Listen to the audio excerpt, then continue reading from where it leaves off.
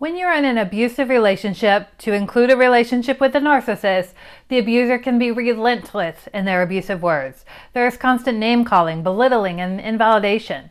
Nothing you do or say is good enough, and everything becomes future content for their abusive words and actions. For some people, leaving the relationship may not be possible. The abuser could be a spouse, parent, sibling, or boss. While they may want to leave the abuser and be away from the toxic relationship, that isn't always an option. So they feel stuck and maybe even hopeless that things can ever change. If you find yourself in an abusive relationship that you cannot leave, what options are available to you that will prevent the abuser from getting more information that they will use to put you down as they try to feel better about themselves? Today I will discuss the gray rock method and how to use the gray rock method to protect yourself from further abuse. But first, I'm Dr. Emily Mayfield, a licensed psychologist. Thank you for watching this video and being a part of the Mindset Therapy family. Let's start with what the gray rock method is. The gray rock method is a form of communication that is used in relationships which are manipulative and abusive. When someone uses the gray rock method, they appear uninteresting and not worth attention. They are blending into the background, just like a gray rock would blend into its environment. When someone gray rocks their abuser, this means they provide their abuser with as little information as possible that can later be used against them. Remember, emotionally abusive people are masters at finding people's insecurities and weaknesses. They can pinpoint those insecurities and weaknesses, which allows the abuse to feel more personal and thus more effective. When the person being abused gives as little information as possible to the abuser, then the abuser must work harder at being abusive. So, how do you use the gray rock method? First and foremost, you need to get out of the mindset that you must explain yourself to the abuser. Did they accuse you of something? Used a disparaging term about you that doesn't reflect who you truly are? Don't explain yourself about what you mean or why you aren't those things.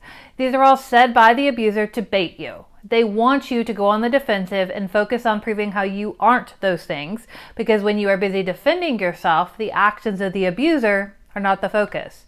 For narcissists in particular, they can never admit fault due to their fragile ego, so everything must be made about someone else through their blame shifting and lack of responsibility taking. When you use the gray rock, you provide short answers, which gives the abuser nothing more to work with. This can be in the form of yes, no responses or similar 1 to 2 word responses. You can also use prepared responses that can cover a variety of situations you encounter with the abuser. For example, stating, "I am not going to talk with you about that." This is a boundary that you have set, and this statement allows you to maintain the boundary by providing this response every time the narcissist tries to pull you into conversation with their baiting.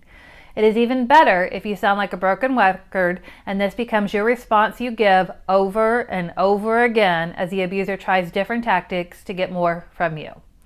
Along those lines, you want to limit interactions as much as possible. If you can avoid contact with the abuser, then take advantage of that. And when contact is needed, make it as short as possible. It might also be helpful to put the abuser on Do Not Disturb on your phone.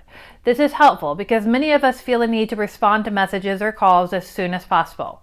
This continues contact from the abuser because you are interacting with them. If you place them on Do Not Disturb, you will still receive the messages, but the notification won't be as obvious, so you may find you aren't responding as quickly. Learning to use the gray rock method can take time because it isn't how you have interacted with the abuser in the past.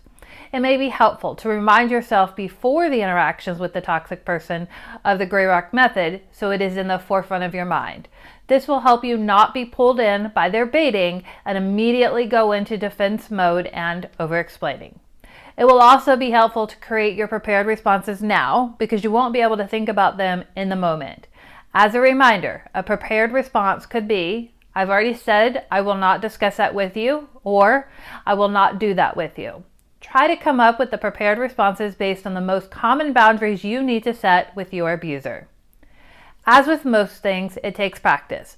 The more you can become comfortable giving the gray rock method to the abuser, the easier it will be to continue to use this technique to stop the abuser from having more information they can use against you in the future. To learn more about the difference between the gray rock method and no contact, click on the video in the corner, or you can find the link in the description below. See you at the next video.